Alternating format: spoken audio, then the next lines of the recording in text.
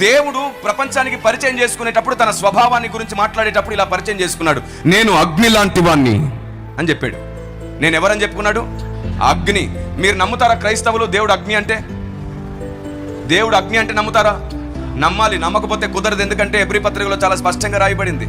పైగా దేవుడు దహించు అగ్ని అయి ఉన్నాడు. Praise the Lord. రెండవది, నేను వాయువు వంటి వాడనని చెప్పుకున్నాడు.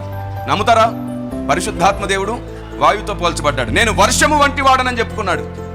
నమ్మాలి కదా. ఆయన వర్షము వలె వచ్చునని రాయబడింది.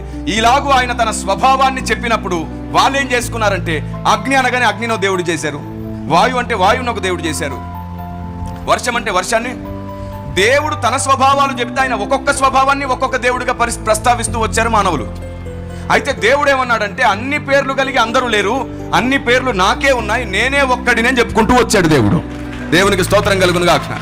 మోషేతో కూడా మాట్లాడేటప్పుడు ఆయన తన స్వభావాలన్నీ చెప్పి అను నా నామము అంటాడు. ఆయన స్వభావాలన్నీ చెప్పి అను నా నామము అన్నాడు. కాబట్టి దేవుడు తన స్వభావాన్ని ప్రపంచం మొత్తానికి పరిచయం చేశాడు. ఎందుకంటే అలాంటి స్వభావం దేవునికి తప్ప ఇంకెవరికి ఉండదు. దేవుణ్ణి గుర్తుపట్టడం చాలా ముఖ్యం. ప్రపంచం దేవుణ్ణి గుర్తుపట్టాలంటే దేవుని స్వభావాలతో మాత్రమే గుర్తుపట్టగలుగుతాం, వేరే ఏ కారణాలతో గుర్తుపట్టలేం.